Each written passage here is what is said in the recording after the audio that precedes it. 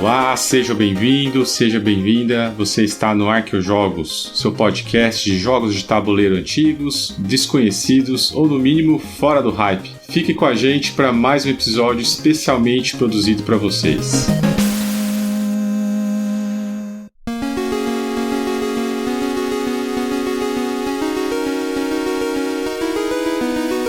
Fala pessoal, vocês estão aqui no Arqueojogos, hoje um episódio especial. Eu tô aqui com o nosso amigo participante Lucas Bleicher. Tudo bem, Lucas? Opa, tudo beleza aí? Tudo em ordem também. E hoje é um off-topic, nós vamos fazer um episódio um pouco diferente. E nós estamos com um convidado aqui que recentemente está mostrando o seu trabalho numa nova editora, que aparentemente está bem ligado com o trabalho que a gente faz aqui no Arqueojogos, de trazer uns jogos mais antigos, uns jogos às vezes que ficaram fora do radar. Tô aqui com o Fernando Seco, que é o dono da Jogo Seco. É isso mesmo, Fernando? Bem-vindo. É isso, valeu pelo convite aí. Feliz de estar aqui para conversar sobre velharia com vocês. Muito bom. Para quem não sabe, né, o Fernando aí com a Jogo Seco, ele recentemente fez um anúncio do lançamento. Acho que o primeiro que apareceu foi o Stephenson's Rocket, que é o nosso episódio, acho que 19, né, se eu não me engano. É um episódio que fez bastante comentários positivos e despertou interesse, inclusive bem bonito, né, o jogo aparentemente está ficando. E depois ele fez uma live onde ele anunciou 2 jogos aí da Splotter, que foi o Antiquity e o novo que vai sair, que é o, se eu errar me corrige, Bayleaf of Boskop, é isso? É, acho que é Boskop que eles falam. Boskop. E geralmente Splotter são jogos que você vai ver aí no nosso top 10, ou se você não viu, nosso top 50 que a gente fez os episódios. E então a gente entrou em contato porque aparentemente deu bastante fit com a proposta do Arqueojogos. Inclusive depois ele vai falar aí de questões de preço. A gente falou, nossa, será que o cara vai ter margem? Acho que a pergunta que eu fiz, viu, Fernando, foi, pô, o pessoal, não, mas é caro. Não, mas quem conhece os jogos sabe que os preços são bem altos, né,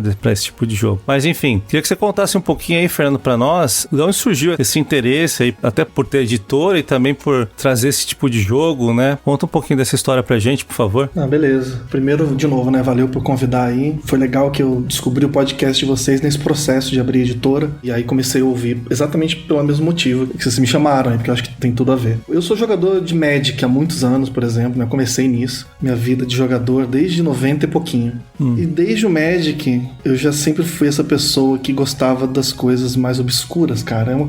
É uma maldição, talvez, eu não sei, sabe? Aí, sei lá, joguei muito diplomacia na vida, jogava online diplomacia.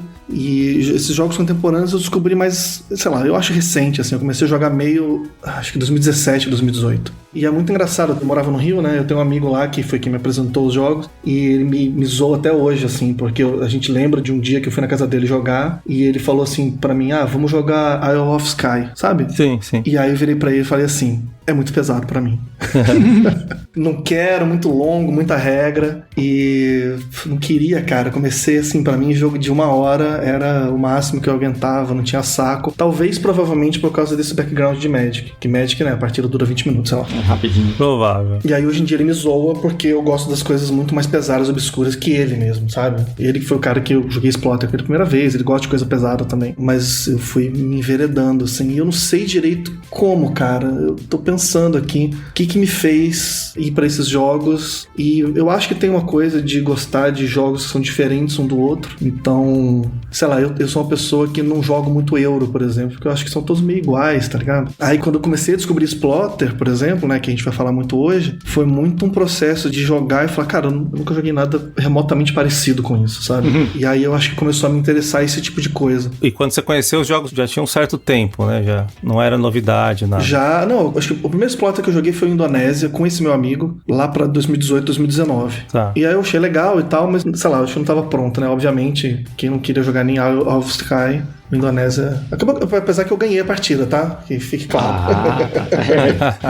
Mas eu acho que eu ganhei a partida, eu lembro claramente, assim, que foi por um merge que ele me deu, sabe? Tipo, ele fez um merge horrível que me beneficiou, enfim. E aí, o que me pegou, a parada que me fisgou pra Splotter, curiosamente, foi o Horseless Carriage. Sim. Então, pra você ver como é recente, assim, né? Porque o Horseless Carriage me pegou muito. Eu vi gameplay lá no Heavy Cardboard, que eu acompanho super, e falei, cara, esse jogo sensacional. Eu comprei, comecei a jogar e falei, cara, isso é a coisa mais maravilhosa do mundo, esse jogo é foda. Esse é um jogo que eu me arrependo muito não ter comprado. Pois Teve é. uma plataforma online que ficou disponível um tempo, aí eu consegui jogar e realmente é fantástico. Nossa, eu acho um jogaço, assim. E é engraçado que ele é um dos menos queridos, né, da Exploiter. Pois é. E aí, a partir dele que eu comecei a jogar os outros, assim. Então, isso tem, sei lá, uns 3 anos. Você chegou a jogar, Lucas, o Horseless Carriage? Cara, esse ainda não. Indonésia, assim, eu também pirei quando eu joguei pela primeira vez, mas esse novo eu ainda não joguei, não. E eu acho que ele já tá com 3 ou 4 anos, né, o Horseless Carriage. Pois é, falo novo, né? Pois então. É pro padrão do podcast, né? É novo, né? Tá novo. Lançamento. Aí, na pandemia também, eu peguei muito jogo. Eu lembro que eu comprei o High Frontier, que hoje em dia, sei lá, é meu jogo preferido da vida. Eu comprei na pandemia. Ó, mais um feat aqui, hein? Pelo menos comigo. Eu tenho absolutamente tudo. Aqui outro dia chegou a expansãozinha de cartas de crew novas que eles lançaram. Um promo pack, assim. Você chegou a ouvir o episódio lá nosso? Chamamos o Vitor, né? Então. E aí foi isso. Eu acho que foi os 2 jogos pesados que virou a chave pra mim. Foi o High Frontier e o Pax Renaissance. Que eu joguei com um amigo e fiquei muito fascinado, assim. E daí pra frente, cara, foi só doideira. O jogo pesado, ele tem um público que às vezes gosta do desafio só de conseguir jogar, né? Mas tem também aquele público que não muda, né? Quer ficar jogando pesado, independente de só por ser pesado, né? Que acabou gostando. O High Frontier é um caso, né? Joguei com pessoas que, legal, consegui, joguei, mas, vou ficar 12 horas aqui na mesa, não vai rolar, né? Delícia. Adoro.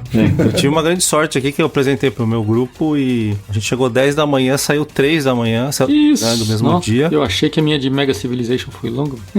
Com explicação, obviamente, paramos pra almoçar, essas coisas, mas assim, o pessoal gostou muito, né? E a gente fica tentando marcar, o duro é conseguir um dia pra fazer isso, né? Aqui a gente tem um grupo de umas 6, 8 pessoas, sei lá, que gostam de High Frontier. Então a gente consegue marcar uma partida com 3, 4 pessoas, uma vez cada 2 meses, mais ou menos. Tá ótimo. Vai rolar uma agora no final desse mês, tá marcado uma já. Tá ótimo, cara. Tá ótimo, né? A gente tá tentando marcar já faz 1 ano aqui, com pelo menos o módulo do Êxodo e não conseguimos. Pois é. Mas é isso, então, a Exploiter de fato, né, assusta às vezes, né, os jogos, pra quem tá vendo ali pela primeira vez, mas de fato, se você entende ali, você acaba se apaixonando, porque são jogos não só desafiadores, mas na minha opinião também agradáveis de jogar, né, a jogabilidade ela traz um desafio. Eu lembro que a primeira vez que eu joguei Antiquity, a gente teve que parar pra jogar e no outro dia terminar. E cara, o jogo não saía da minha cabeça, eu não consegui dormir, pensando no que eu ia fazer e como era bom aquele jogo. Então foi bem marcante quando eu joguei esse jogo, né? Primeira vez que eu joguei, já foi pro top 2, né? Perdia pro High Frontier, mas já foi pro top 2. É impressionante como tem esse impacto em quem gosta. Eu acho que é isso, né? São jogos que impactam, assim, que você joga e isso fica na cabeça, assim, porque tem muita coisa ali, tem muita decisão interessante. E são jogos diferentes. O Food Chain, acho que tem um episódio do mercado de ações, né, Lucas, que vocês fizeram? Sim. Foi um muito bom episódio também. Eu acho que a gente falou do Buzz também, né, que é um que eu sou fã também. Pra quem não gosta de jogo punitivo, o Buzz o pessoal foge. Mas aí não joga Exploiter, né? Eu tenho um no grupo aqui que jogou o Buzz e falou, pelo amor de Deus, nunca mais. Eu adoro, cara. O aperto ali é muito legal.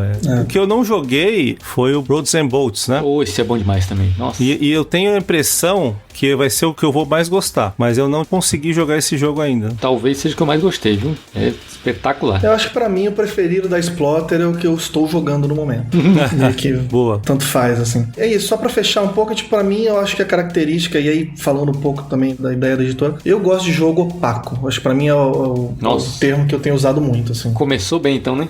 Então, pra mim, um jogo que você joga a primeira vez e você sai dele falando assim, cara, achei muito maneiro, mas eu não sei direito o que aconteceu, é perfeito. E o Exploiter tem muito isso, né? Você explica a regra é relativamente simples, aí alguém fala pra você, tua vez, e você fala assim, meu Deus, o que eu faço? Como é que funciona, sabe? E aí você vai puxando a alavanca, né? Em geral, eles têm uma curva, né, de aprendizado. Eu acho isso maravilhoso. Eu também gosto, porque faz com que você tenha que se dedicar um pouco ali. Lógico, a gente sempre às vezes encontra jogadores que fora da curva que o cara acaba conseguindo pegar, né, o jogo muito rápido, né? Mas esse tipo de jogo é mais difícil. Tem, de fato, uma curva de aprendizado, né? Exato. E não é aquela curva do scriptado, né? Porque tem jogos que você pega alguns caminhos que você aprende alguns caminhos que vão dar certo. Os da Exploiter não vejo isso. Você precisa de fato entender o que tá acontecendo ali pra jogar bem. Isso aí. E você escolheu um aí que é famoso por esse motivo, né? Stephenson's Rocket é um que sempre se fala, né, quando vai descrever, é essa descrição que vem mesmo. Eu acho dele espetacular. Bom, como já foi adiantado, eu sou fãzão do Knizia e eu acho que é um dos mais opacos aí do Knizia, né? Foi uma escolha feita a dedo, assim, né?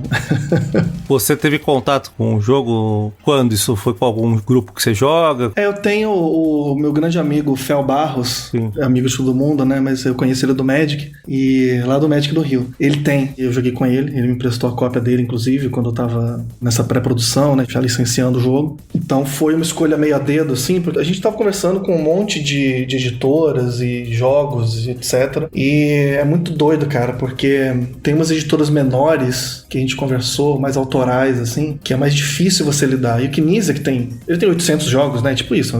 Não tô nem exagerando, é tipo isso. A última vez que eu vi era isso. Então, ele tá muito acostumado, assim, né? Tem uma equipe, tá todo acostumado. Então é relativamente fácil você licenciar com eles. Legal, hein? Então, dos jogos que a gente pediu pra ele, que a gente tentou pegar com o Knizia, esse era a nossa primeira opção e era o que tava livre, né? Não sei, cara, acho que é meio por isso, assim, os jogos dele, por ser um jogo mais opaco, ele é um jogo mais pesado. É um dos mais pesados do Knizia, assim. Eu acho que é, sei lá, um top 5 jogos mais pesados do Knizia. Pelo BGG, né? Que é relativo também. Então, acho que encaixou muito, assim, pro que a gente tava querendo. Aí tem um pouco dessa temática de jogo de trem, que já também chama um certo público que a gente gosta. Então, acho que juntou um monte de coisa. E falta por aqui, né? Assim, jogo econômico de trem aqui no Brasil. Falta. Faz anos que eu falo que tá precisando chegar e não chega, né? E esse é o do Knizia ainda, né? Pois é, exato. A gente tem alguns jogos de trem que a gente tá tentando licenciar, alguns em vão, mas alguns com alguma esperança. Nós somos suspeitos aqui, né? Nossa senhora, O Lucas é o nosso mestre do 18x. O que eu mais tenho em casa é jogo de trem e jogo de leilão. Alguns são as duas coisas, inclusive. E o Stephenson's Rocket, Lucas, você teve contato dele quando? Eu ouvi falar dele há muito tempo, né? E é um jogo que ficou muito tempo fora de catálogo, né? Então eu consegui uma edição holandesa, que era um pouco mais fácil de achar, assim, porque teve uma tiragem grande, assim, então achava fácil usado, né? Aí quando eu vi pra ver, vou pegar aqui. Mas é um que ficou um tempão, né? Até ter essa edição nova aí, que é essa com ilustração lá do cara famoso lá, esqueci o nome dele agora. Youtube. Isso, saiu tudo. Mas até então é só pegava esse. E é muito bom, né? O cara... Realmente, assim, é aquele jogo que a regra é ridiculamente simples, mas até você entender o que de fato está acontecendo ali, como explorar as coisas, aquela coisa do veto ali, né? Porque uma coisa que eu acho interessante do Knizia é que ele não vai muito no que já existe, né? Eu acho que até hoje ele tem 800 jogos, não lançou um de, sei lá, de alocação de trabalhadores, por exemplo. Ele não tem essa coisa de usar as mecânicas da moda ali. Sim. Cria da cabeça dele, né? E esse é um que o esquema de ações, né? É um jogo que você compra as ações, na verdade você pega as ações das ferrovias, mas ela é usada de um jeito que nenhum outro jogo que eu conheço usa, né? Que ela é usada para você vetar as ações de quem tá jogando com aquela empresa. É muito diferente mesmo, né? Bem inovador, né?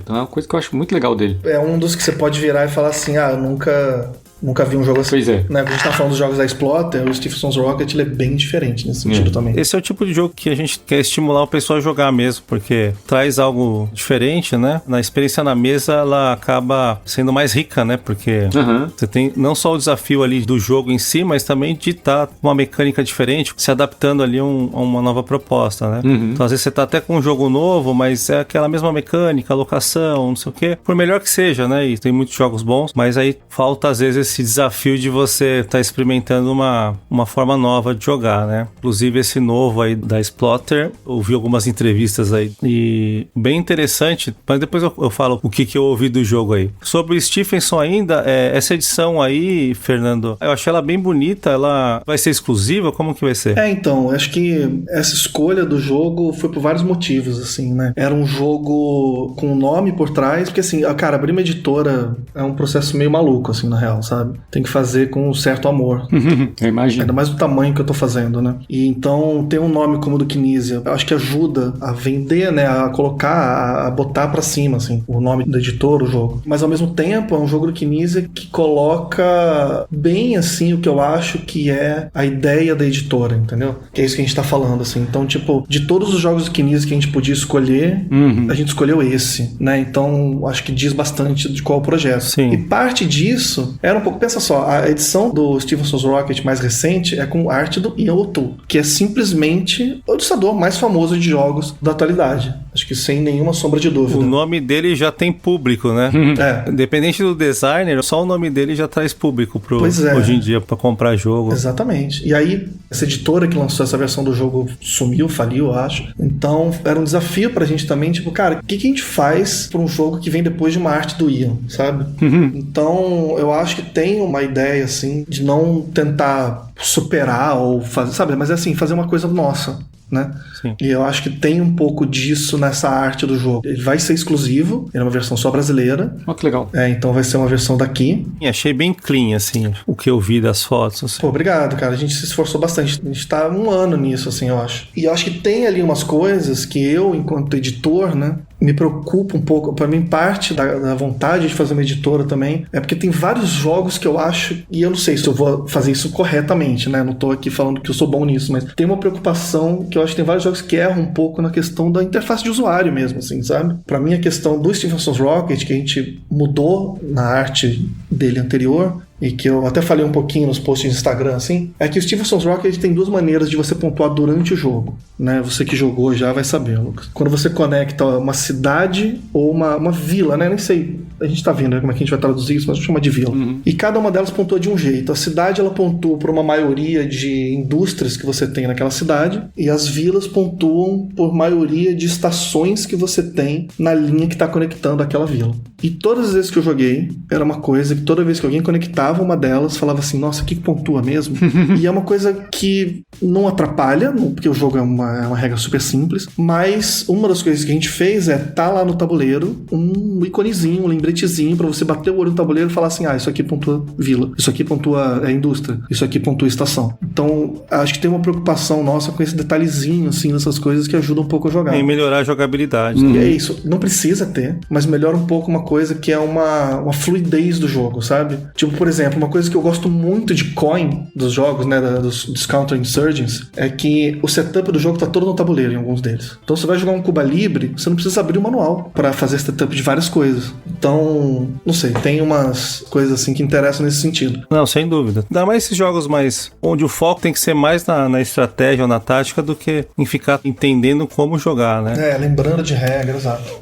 Então, um coin já tem toda aquela simetria que você tem que pensar o que está acontecendo na interação, etc. E quanto menos você tiver que se preocupar com como fazer as coisas, melhor, né? Melhor flui o jogo, com certeza. E coin tem vários problemas, assim, de usabilidade, eu acho, porque até o setup de vários coins é tenebroso, assim. Você tem que abrir o manual e ficar fazendo cidade por cidade, você fica meia hora fazendo setup do jogo pra daí você lembrar. O pessoal do Arqueojogos aqui também é um público que gosta bastante de coin. Imagino, né? Eu, por exemplo, sou apaixonado por jogos PAX também, que aí as regras acabam sendo um pouco pesadas ali. A gente acaba tendo que fazer algum material extra pra conseguir fazer o jogo fluir, ao contrário, né? Tem um dos jogos que o manual, acho que foi escrito pra algo não humano, porque você lê e não entende nada. Então, o Emancipation, no caso, você lê lá o manual, você vai entender muito pouco. Então, tem esse lado, não deixo de gostar dos jogos por causa disso, mas, de fato, acaba atrapalhando um pouco. Sabe jogo que você vai fazer setup dele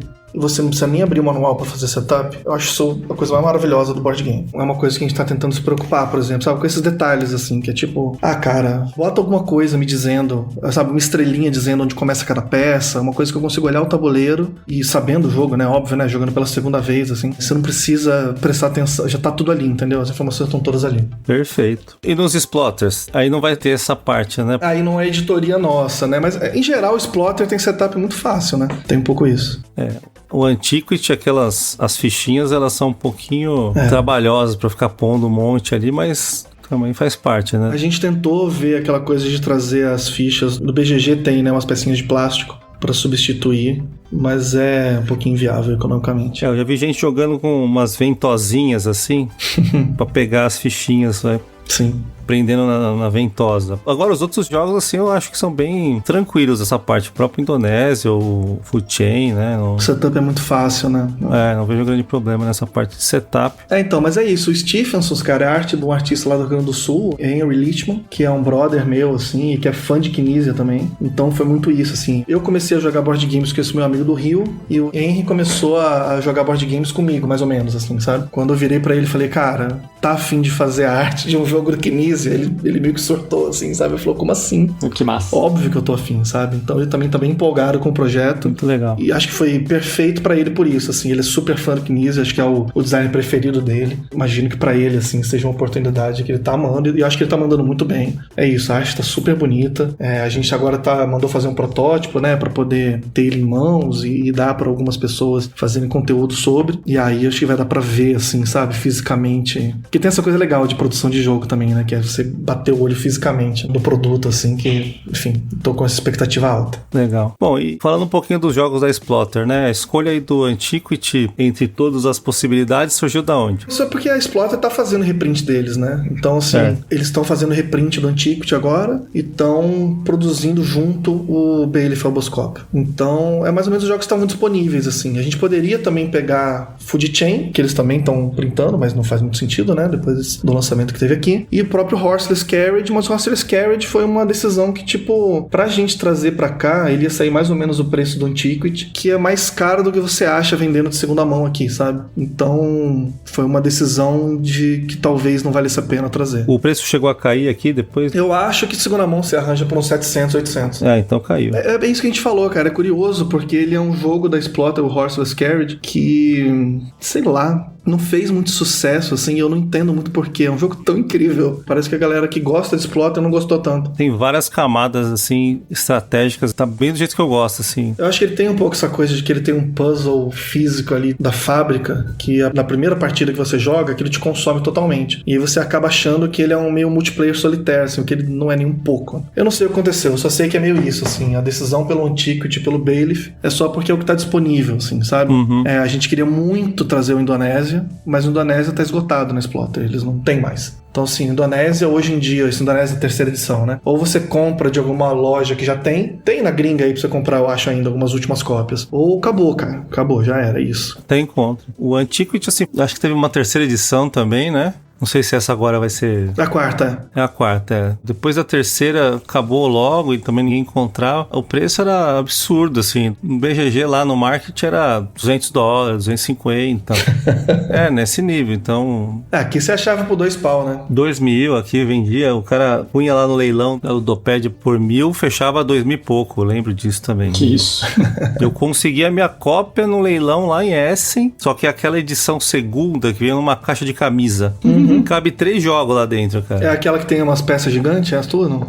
Ela vem até com mais recurso do que originalmente vem. Mas assim, a caixa ela é muito grande, cara. E não precisaria, entendeu? Eu nem sei a história por que lançaram essa edição com esse tamanho de caixa. Mas, enfim... Foi o que deu pra comprar e não compromete nada o jogo, né? Pois é. Mas assim, foi muito tempo atrás, e por isso que eu falo, quando alguém tá trazendo um jogo desse, é que a gente sabe que o jogo é bom, e quem nunca jogou tem que jogar, porque mesmo que for uma vez pra testar, tem que jogar esse jogo. E, então trazer é uma grande coisa, porque dá acesso a um jogo que a gente normalmente não tem, né? Apesar de hoje ter várias plataformas, que você pode... Mas pra você jogar, experimentar ele aqui, né, fisicamente, ou ter na coleção, é muito difícil. E alguns ainda são por causa dessa raridade, né, de nem sempre tá lançando. Então é por isso que acaba sendo caro, né? Porque é um jogo muito bom, com pouca oferta, né? Então, esse foi um dos outros motivos pra trazer esses jogos, é porque eu não tenho. Então eu queria os meus, entendeu? Eu nunca tive o Antiquity, exatamente por isso. Assim, é muito difícil de achar, é muito caro. Então, partiu também da minha ideia, assim, do tipo, cara, eu tava tentando comprar o Bailiff em lojas gringas e, cara, é impossível, entendeu? Tipo, você pagar £2.500 no jogo. Nossa senhora. Aí eu falei assim, peraí. Vamos ver se eu não consigo resolver isso de outra maneira. Então, acho que tem um interesse, assim, da editora de divulgar esses jogos, como você falou, mas também tem um interesse um pouquinho egoísta de que eu quero ter o Antiquity também. Ué, tá bom demais, velho. É mais o hobby do que o comercial, né? Pois enfim, tem que tomar cuidado com isso um pouco. Eu tenho que tomar cuidado. E o Lucas, da Splotter que você jogou, se você tivesse a opção de trazer qualquer um deles, qual você traria? Acho que o Roads and Bolts, hein? Roads and Bolts.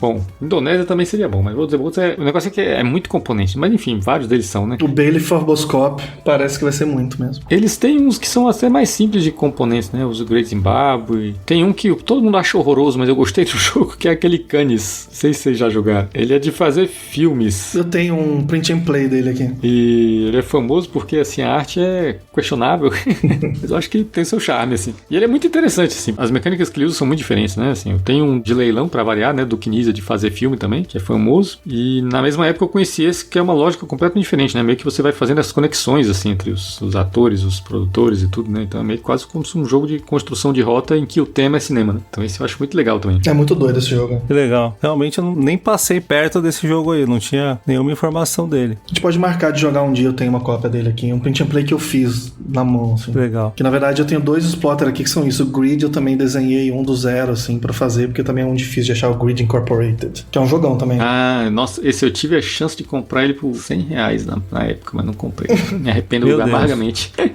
É um belo jogo, mas é um jogo que eles já falaram, inclusive assim, eu falei com eles não me deixaram compartilhar os arquivos do meu print and play, porque é um que eles vão retrabalhar. Ah, isso eu vi que tem uma thread lá que eles estavam comentando isso, que estavam mexendo. Eu imagino que depois do Bailiff vai ser o jogo que eles devem trabalhar em cima, o meu chute, tá? Mas vamos mudar ou só... Mudar. Eu acho que eles vão mudar porque parece que pro jogo de 5 pessoas... Tem algumas coisas meio datadas no jogo, assim, politicamente falando. E eu acho que pro jogo de 5 pessoas tem algumas coisas que são meio ruins, assim. Então eles vão dar uma adaptadinha de leve. E eles têm aquele Ur, né? Que é como se fosse um 18xx no Egito Antigo, né? Que tá reprintando agora, né? Eu sou doido pra conhecer esse também, né? Esse nunca joguei, não. Também não. Eu só não entendi se ele realmente tem uma jogabilidade dos 2xx ou ele só parece. Cara, ele tem e não tem ao mesmo tempo. É Splotter, velho. Você tem que sentar e jogar pra entender. Nunca é igual, né? Nunca é igual. Mas ele tem bastante coisa. Ele é meio uma mistura de um 18xx com barragem. Porque ele tem uma coisa de água descendo pelo rio e você capturando essa água pra gerar economia, sabe? É muito curioso. Tá. Bem interessante, na real. O que eu vi do novo jogo agora, eles de fato quiseram fugir de qualquer estrutura de sequência de ações no padrão, né? Como é, por exemplo, no Food Chain ou outros jogos, né? A premissa era, não, a gente não vamos fazer uma sequência de ações bem definidas. Então sempre parte de uma proposta diferente, né? E em geral dá certo, né? Porque poderia dar tudo errado, né? E o que é interessante da Splotter é isso, é que é uma proposta, diria que até audaciosa, né? Por querer ser diferente e dá certo, né? Então acho que o grande ponto é que deu certo, né? Os jogos são de fato muito bons, né? Poderia dar tudo errado, né? Vamos fugir das mecânicas, o cara pode perder no primeiro turno, né? Que é o grande, é o que ficou famoso, né? Da frase dele, se você não puder perder na sua primeira jogada não faz sentido, então tudo isso poderia, né? Não se concretizar, mas em geral, né? Todos os jogos, assim, eles entregam uma qualidade impressionante. Pois é. Então a expectativa tá alta aí pra esse jogo novo. O que você ouviu falar dele já, Fernando? Então, essa vontade de trazer os 2 jogos era meio isso, né? Um Ticket, que é um clássico já, um conhecido, um jogo querido e, que a gente sabe que é bom pra caramba. E aí aproveitar pra trazer o Bailiff, porque eu acho que assim, se fosse só o Bailiff, ia ser mais difícil. Um jogo novo, que tem pouca informação e tal, apesar de ser Splotter, mas acho que juntando os 2 ajuda bastante, assim, né, nesse processo. Sim. E, cara, o Bailiff, pra mim, eu quis trazer, porque eu podia também só trazer o Antiquity, né? É um negócio relativamente mais seguro, trazer só o Antiquity. Mas eu quis trazer o Bailiff porque eu tô apaixonado por tudo que eu sei desse jogo, assim. A primeira vez que eu ouvi falar dele foi o pitching que eu ouvi foi meio assim, é um jogo onde você é uma família que controla terras que produzem produtos. Você tem, sei lá, um lugar que tem água, então você produz peixe ali, e aí um vizinho seu constrói um moinho e suga toda a água dali e você não pode mais produzir peixe. Então você entra num tribunal pra processar essa pessoa. Que é exatamente o que aconteceu na Holanda, né? Se eu não me engano, o Buskop é de lá, né? A região de lá. Exato. É o primeiro jogo histórico deles, né? É uma coisa bem real da vida deles, né? Você podia usar água, por isso tem muito moinho, né? Você podia sugar aquela água e fazer, sei lá, uma plantação, alguma coisa. Exato. E aí, assim, o que me pegou, o que me fisgou mesmo, que é isso. Você entra lá num processo judicial e tal pra compensação por causa desse roubo de água, mas quem controla esse tribunal é uma família. Pode ser da outra família. Exato. Promete isso aí. Então, quando eu ouvi esse pitch, eu falei, cara, esse jogo pra mim é perfeito. Eu quero muito. Eu ouvi que eles falando que começaram a fazer o design, o Lucas vai gostar dessa informação, num tabuleiro de Tigres e Eufrates. Opa! Eles botaram o tabuleiro lá e começaram a pensar o que podia dar certo, o que não podia. E aí é o jeito que eles desenvolvem, né? Pensando em alternativas e vão meses, mais de ano para chegar no resultado. Mas justamente eu entendi também, similar aí ao Fernando, que lá no, acho que final do século XVI, talvez final da Idade Média, tinha esse sistema em alguns países da Europa judicial, onde você tinha juízes, né, que julgavam reclamações que faziam, né, de algum crime ou de alguma coisa errada que acontecia. Então, alguém comete alguma coisa errada, o outro vai lá, denuncia, e é um juiz lá verificar o que aconteceu. E na Holanda acontecia muito, né? Era um sistema judiciário mesmo que tinha em relação a isso. E aí eles começaram a tentar construir isso dentro do jogo. Então, o que eu acho maneiro da Splotter, e o que me atrai no jogo deles, é que assim, eu ouvi que esse sistema judicial era super complexo, que tinha voto, tinha não sei o que e tal. E aí eles viraram e falaram assim, cara, tá demorando muito isso, tem que simplificar. E eles conseguem, em todos os jogos dele, cara, eles conseguem fazer uma parada mais elegante, assim, sabe? Que traz a mesma disputa, a mesma questão, a mesma profundidade, mas de um jeito que é tão elegante nas regras. Tudo que eu ouvi do jogo é que depois que eles simplificaram essas regras dos tribunais e tiraram um pouco de agência dos jogadores, assim, me parece, na real, porque antes era toda uma negociação, era uma coisa quase um John Company da vida, pelo que eu entendi. Parece que o jogo melhorou muito e começa a fluir muito mais rápido. E é uma coisa que eu acho que eles fazem, assim, de um jeito muito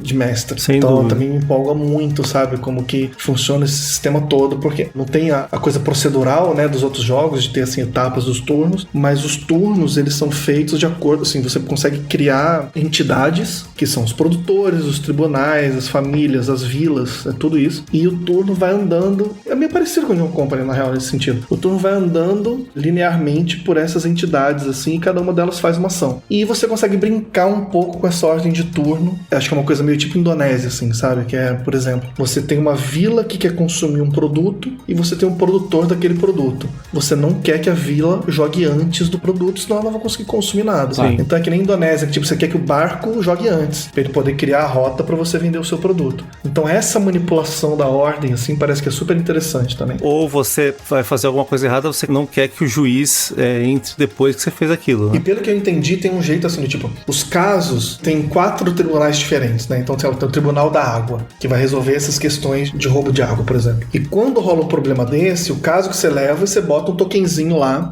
nesse tribunal, para quando chegar a vez dele, na ordem de turno, ele resolver o teu caso. Aí eu não sei, eu não entendi direito como, tem umas maneiras de você enrolar esse caso e ele não ser resolvido, e ele ser jogado para frente para outro tribunal. E aí você consegue burocratizar o processo para um caso que ia ser resolvido contra você nunca ser resolvido. Muito bom. Ah, isso é maravilhoso, cara. Eu, assim, sei lá, eu tô muito empolgado. Curiosidade que eu vi é que, de fato, muitos dos registros da época vieram desses processos. É muito bem preservada essa documentação dos processos aí do que os juízes tratavam. Muita documentação da história da época veio desse sistema, né? Por fazer a coisa formal, registrar, né? E ali eles conseguiram um material para também explorar um pouco casos reais que ajudou no desenvolvimento do jogo. E eu acho que muito do que você falou deles conseguirem arredondar o jogo é de não insistir numa ideia que não tá dando certo. É ter a sensibilidade de falar, pô, a gente tá tentando desse jeito, não tá ficando bom, né? Sim. Uma sensibilidade meio de jogador mesmo, de falar, vamos mudar porque tá travado. E às vezes demora tempo maior pra desenvolver um jogo, né? Mas acaba ficando bom. Eu tenho pra mim que mais importante pra um jogo ficar bom, eu acho que é mais importante o desenvolvimento dele do que o design dele, entende? Então, assim, eu acho que grandes autores hoje em dia, eles são grandes autores porque eles sabem desenvolver bem jogos. Então você pega a galera da Splotter, o Cole Wehrle, por exemplo, que eu acho que é um grande desenvolvedor. Eu acho que são pessoas que desenvolvem bem os jogos deles e aí, cara, isso faz muita diferença. Sim. Muita diferença. Pois é, os jogos PAX, que eu gosto muito, tem jogos que demoraram 10 anos pra serem desenvolvidos. Sim. Então exagero porque tinha muito pesquisa histórica também. Sim. Mas assim, teve um processo de estudo, depois tem que testar a jogabilidade e nem sempre fica bom já, né? Então tem que ficar testando outras alternativas, né? Mas às vezes você fala, pô, o jogo pra estar aí na sua mesa só de desenvolvimento foram, sei lá, 5 a 10 anos. É meio isso. O Horse Scared eles demoraram, sei lá, 7, 8 anos pra lançar, né? Foi um intervalo gigante. Nossa. Mas é isso, cara. O Bailiff, eu tô muito empolgado, assim. O Yurin lá, que não é um dos dois criadores da Splotter, né? Mas é das pessoas que trabalham, produtor, digamos assim. Ele falou que pra ele o Bailiff é top 3, junto com Fuji-Chain e Antiquity. Uau. De todos os jogos da Splotter. Então, eu tô muito empolgado. Acho que a produção tá absurda de bonita. Essa semana eles postaram que eles vão fazer moeda de metal, né? Que vai vir com o jogo. Legal. Olha só o nível. E eles postaram um design, me parece uma moeda linda e que vai ser meio numa energia da moeda do Pax Pamir, segunda edição. Uau. Não é redonda exatamente, né? Ela é imprecisa e como era a moeda da época mesmo, assim. Então acho que eles estão acertando muito na produção. Eu sou um fascinado por mapas e cartografia em geral. Então eles fizeram uma decisão de o lado de trás do mapa ser o mapa original, né? Porque eles modificaram um pouco pro jogo. Então sei lá, cara, é muito engraçado, assim. Esse jogo especificamente, tudo nele me empolga. Ele parece o jogo que foi feito pra mim, assim. Acho que parte da minha vontade de trazer e de falar do jogo e de, sei lá, de estar aqui hoje no podcast com vocês é meio assim, gente, comprem esse jogo, ele é incrível. Ele vai ser incrível, sabe? Tipo, nem sei se não joguei ainda, mas a minha expectativa é muito alta. A minha também tá bem alta, pra te falar a verdade. Depois que eu comecei a dar uma pesquisada, que a gente conversou, também ficou bem alta. E agora acho que aproveitando, né, o gancho da editora aí, quais os próximos passos, como que o pessoal pode participar disso, ir atrás e para esses jogos chegarem aí na mão de cada um? Então, eu devo divulgar um calendário final agora, essa semana, porque essa intenção de compra, né, pré-venda, entre aspas, que a gente está fazendo dos jogos da Splotter, eu vou deixar ela aberta até o final da Copa, vai ser bem aquelas coisas de garantia de televisão, sabe?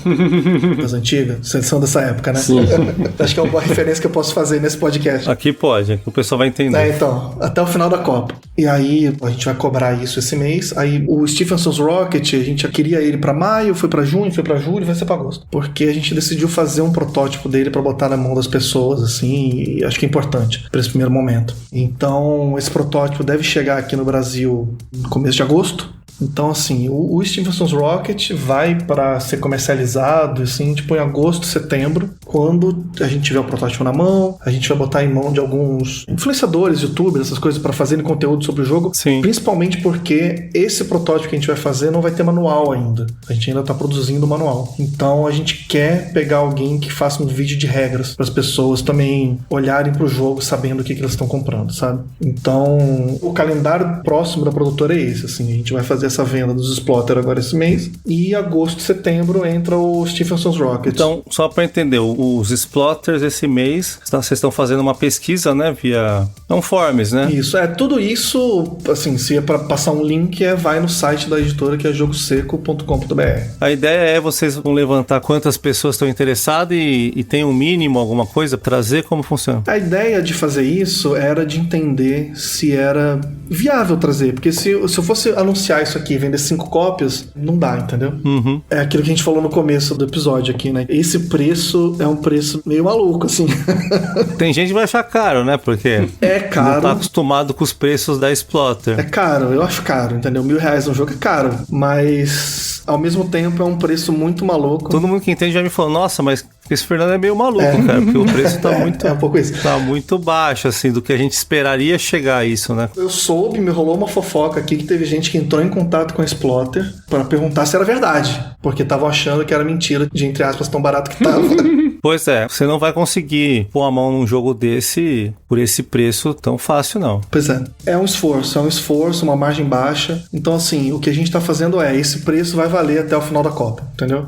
Então, assim, a gente vai pedir umas cópias sobressalentes, o que é mais loucura minha ainda, porque daí eu vou estar perdendo dinheiro, no fundo, enquanto eu não vender essas cópias. Mas vai ter cópia para vender depois, mas vai ser pouquíssima e vai ser mais caro. Ah, sim. Então, assim, a ideia é até agora, dia 19, a gente manter esse preço promocional, digamos assim. O patrão ficou maluco. E depois vender o que sobrar num preço mais correto, digamos assim. Ou seja, todo mundo que preencheu o forms lá vai estar com esse... Vai estar garantido esse preço promocional, né? Exato. E aí é isso. Esse forms ele foi meio pra ver se era viável, assim. Eu achava que era, mas queria entender qual era o tamanho disso, sabe? Porque eu até falei na live, assim, se a gente vende 2.000 cópias de cada um desses jogos, pô, entendeu? Eu até ia virar e falar, gente, abaixei o preço, tá ligado? Uhum. Mas obviamente que isso não aconteceu, né? Mas tipo de jogo que vai vender 2.000 cópias, entendeu? A gente sempre aqui no podcast a gente tem esse esforço de estimular que as pessoas joguem, né? Assim, não tem nenhum apelo comercial, sai comprando, mas que elas experimentem os jogos às vezes que não estão no hype aí pra ter uma experiência legal e ver que não precisa ter esse consumismo, etc. Eu prefiro muito mais pagar R$1.000 num jogo como Antiquity do que comprar 3 jogos de 300 aí que saem agora e não ter a mesma qualidade, a mesma experiência que a gente fala na mesa como a gente tem com o Antiquity. Eu concordo. Eu acho que isso vem, eu não sei se é da idade, ou do tempo no hobby, eu não sei, assim, mas acho que chega um momento que você vira e fala assim, cara, eu prefiro muito mais. Isso rolou pra mim, né? Não sei, cada pessoa é diferente. E tá tudo bem, né? Não vamos também julgar o jeito que as pessoas lidam com o hobby. Mas pra mim, acho que é uma coisa, tipo, eu prefiro muito mais jogar o mesmo jogo 10 vezes do que jogar 10 jogos diferentes, entende? Então, pra mim, assim, eu paguei uns 1.000 na Indonésia. Foi barato ainda, né? Eu consegui pegar no preço bom. E pra mim é isso, eu prefiro muito mais fazer isso do que comprar um monte de jogo na promoção da Amazon que tá rolando essa semana, que eu vou jogar uma vez, entendeu? Então, eu acho que é uma ideia da editora trazer esses jogos, tentar trazer numa margem baixa, que assim, o Stephen Son's Rocket, por exemplo, a gente tá também nessa lógica de uma margem baixa, entendeu? A gente não fechou o preço dele ainda, mas ele deve sair ali por R$400, mais ou menos. Porque assim, é tiragem, e acho que aí entra na questão do preço dos jogos da Splotter também. É uma coisa de tiragem versus preço, né? Porque é isso, se você vende 10 mil jogos da Splotter, o preço dele é mais baixo. Mas você não vende 10 mil jogos da Splotter. Não vende. Infelizmente, porque eu acho que tá todo mundo errado, mas enfim, acontece. E o Stephen Son's Rocket é uma, assim, a gente fez uma aposta de um número, né? E como é o primeiro jogo, a gente fez uma aposta conservadora. Eu quero muito estar errado. O que a gente vai fazer com o Stephen Son's Rocket não é igual os jogos da Splotter, mas vai ser uma pré-venda também. Porque a gente tem uma expectativa de venda, mas eu quero muito estar errado e essa expectativa ser o dobro, sabe? O real ser o dobro do que eu tô esperando. Entende? Então, assim, você pergunta assim, como é que a gente pode apoiar a editora? Como é que a gente pode... É tipo, eu sei, é muito... Compra os jogos. A gente às vezes aqui tá falando de vários jogos nos episódios e realmente tem... Você fala pro pessoal, pô, experimenta esse jogo, testa, mas a gente sabe que às vezes a pessoa não vai... Nem porque ela não se interessou, porque ela não vai encontrar. Isso com certeza. O jogo da Splotter tem muito isso, né? Tem muito jogo que ou sumiu ou nunca saiu aqui, etc. Aí você fala, pô, a pessoa se interessa, fala, até manda mensagem, pô, queria experimentar, mas não acha, não consegue achar, né, a opção. Então, acho que é muito válida essa iniciativa de trazer esse tipo de jogo, né? Praticamente é um nicho, né? Splotter é um nicho, é um nicho, é bem nichado e tem tudo a ver com o que a gente acha que o hobby deveria tomar o caminho, que é trazer experiências aí de mesa, né? Mais ricas e prazerosas, independente do tempo que você vai ficar na mesa. O pessoal reclama, jogo longo, demora muito. Fala, pô, mas é uma coisa que você faz que é um hobby seu. Pois é, cara. Assim, uma das ideias da editora é um pouco isso, assim, é ver que, tipo, aqui no Brasil, por vários motivos, tá? Também não julgo, a gente lança party game e euro. É isso que em geral se lança aqui. Então, pra mim, eu que não gosto de nenhum dos dois, a ideia da editora é uma aposta de que existe demanda para outros tipos de jogos. Então, assim, é uma aposta, a gente tá apostando. Pode ser que dê errado, assim. Então, o que eu falo, assim, compra os jogos e tal, é tipo, se você tem interesse nesse tipo de jogo, é o que a gente tá tentando trazer. A gente tá testando o mercado agora, assim. O Stephen Son's Rocket é um teste, os jogos da Splotter... O jogo da Splotter não é um teste, na real, assim, porque a gente sabe o mercado dele, sabe que é pequeno, e a gente queria trazer porque, sabe, por vários motivos, assim, porque eu acho que as pessoas tem que ter mais acesso a eles. Mas o Stephen Son's Rocket, por exemplo, é um teste pra entender, sabe? Tipo, se eu pego um Kinesia obscuro, qual o nicho de mercado que isso tem aqui no Brasil, sabe? Vale a pena eu trazer jogos mais obscuros que isso? Ou isso é um sonho meio maluco que não funciona no Brasil, sabe? E são jogos acessíveis pra jogar, não é uma coisa de outro mundo também. O Stephen Son's Rocket é muito tranquilo. O John Company, essa semana, eu vi o preço que estão vendendo. Assim, é triste, cara, porque claramente o preço que tá vendendo hoje é porque não deu certo, né? Muito baixo pro jogo que é, né? Qualidade, não só do design, mas a produção. Já aproveito aqui pra pedir pra galera que tá ouvindo, que manda mensagem pra World Gig, que a gente tava querendo trazer o Molly House e o Infamous Traffic, e eles não responderam a gente, cara. Olha só que absurdo.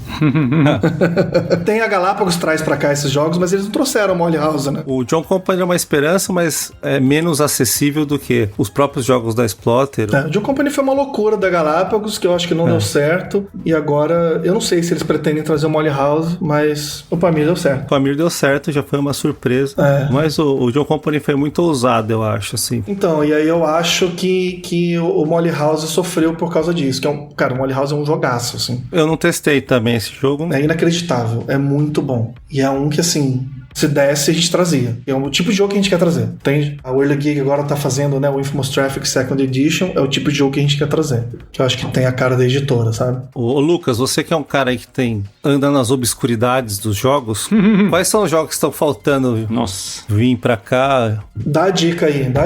Vamos ver. Marrakech, do Doha, de 97. Já ouviu falar desse? Jogos antigos, gosto. Pois é.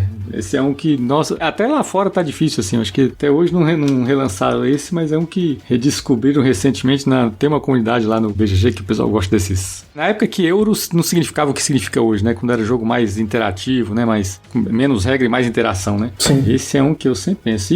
E os de trem também, né? Então, a gente tem interesse, por exemplo, no The Old Prince, que tá saindo agora, né? É um que a gente tá... Se esse é legal demais, né? Se rolar um esquema parecido com o das Exploter, assim, de fazer um retail aqui, assim, que saia num preço relativamente ok, é um que a gente queria muito trazer. Que tá bonito também. Agora, assim, vai sair mais 18x aí, que eu sei, né? Tipo, a gente tem o Railways of Los Atlas, tem alguns 18x brasileiros, que é um que a gente tentou negociar. Nossa, mas esse aí, estão falando neles há uns 6 anos, né? Faz tempo. Eu conversei com o pessoal desse 18x brasileiro pra lançar pela gente, e eles falaram assim, cara, a gente vai manter outra editora, porque eles falaram que vão lançar e tal. Então, estamos na expectativa de chegar a isso aí. A minha expectativa é que esse ano e ano que vem tenha um boom de 18x aqui no Brasil por conta desses lançamentos. Também sinto falta de mais GMT por aqui, eu acho que... Cara, GMT é um sonho, tá? A gente quer. Vamos ver se rola. É o tipo de coisa que a gente quer lançar aqui. Um Red Dust Rebellion, por exemplo. Pois é. O pessoal do grupo lá foi atrás, comprou esses... Como chama agora esses jogos? Tipo um coin, mas é... ICS, né? É isso. Esqueci agora o que quer dizer assim. E o pessoal tá importando e tá gostando muito. Então, mas são caros, cara, pra trazer pra cá, sabe? São muito caros, né? Saiu agora o Seljuk na Amazon, sei lá, tá R$1.000 também. Acho que dá pra trazer mais barato. Mas GMT é difícil, GMT é A difícil. opção é boa, mas é caro demais. GMT eu acho que se bobear mais nichado do que Exploter, viu?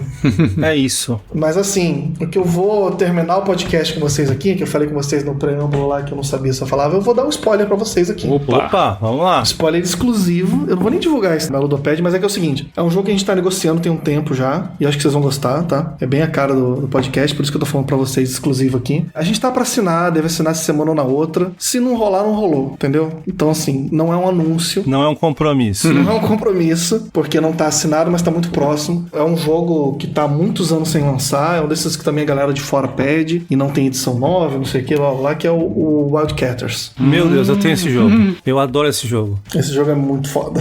Eu consegui uma cópia dele fora, né? Aqui você não consegue. Cara, eu gosto tudo nele. A arte... Esse é um que a gente vai manter a arte, por exemplo. Pode manter. E assim, não é aquela arte mais crua, né? Não tem nada... Iangotu. É Eurobege. 50 tons de bege que a gente fala, né? Tem uma coisa que talvez a gente mude, pensando naquela coisa de qualidade pro jogador e tal. O dinheiro? Não, os navios, cara. Porque os navios, os barris ficam caindo dele quando você joga. E dependendo, né? Porque tem uma versão de tile e tem uma versão de madeira. Então a gente tá tentando pensar. Mas assim, é um jogo econômico, maravilhoso. É um clássico, né? Eu diria que tá 90% certo. Não demais. Então, assim, falando de calendário da editora, que a gente tá pensando... Assim, eu acho que tudo que a gente tá negociando agora, se rolar, é uma coisa que a gente vai chegar daqui a um ano, né? Em julho do ano que vem, e vai falar assim, cara, isso é um catálogo muito maneiro de lançamento aqui. Então esse é, por exemplo, uma coisa que está mais próximo, o tipo de coisa que a gente está buscando, né? Seria o último jogo que eu ia chutar, seria o Wildcat. Então. Não ia acertar nunca. Não ia acertar nunca. Então, é meio isso, assim. O calendário da editora, por enquanto, é esse, assim. São os Exploter agora, o Stephenson's Rocket aí em agosto e setembro, e mais pro final do ano, o Wildcatters, se tudo der certo. Perfeito. Cara, primeiro eu já agradecer, né, o Fernando aqui pela participação. De fato, pela conversa a gente viu que tem tudo a ver com a nossa proposta aqui do podcast. Agradeço ao Lucas também pela participação. Fazia tempo que a gente não gravava junto, né, Lucas? É mesmo.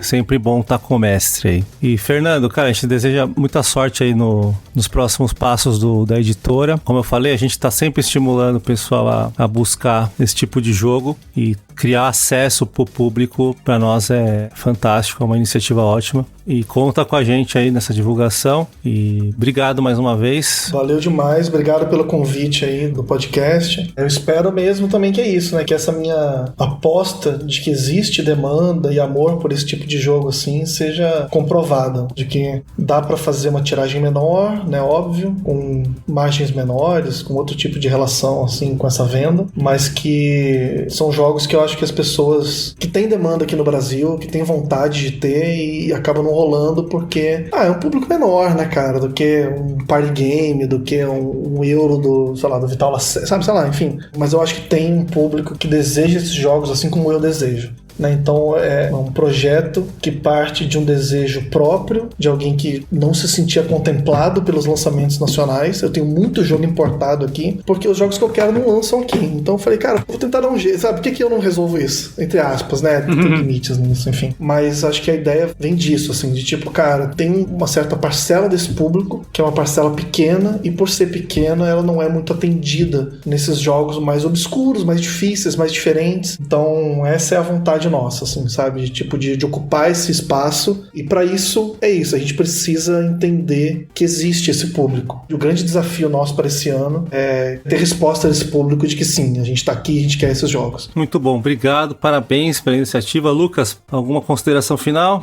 Só alegria aí de ver editora desse tipo aí que tava fazendo falta mesmo, viu? Muito. Cara, eu espero que todo mundo pense que nem vocês aqui, que a gente tenha um ano incrível com o lançamento desses jogos, e ano que vem melhor ainda. Pessoal, obrigado a todo mundo aí que ficou ouvindo, e vamos continuar divulgando os jogos aí fora do radar, antigos, e quem sabe agora com mais acesso para quem tiver interesse. Um abraço a todos e até a próxima. Até mais.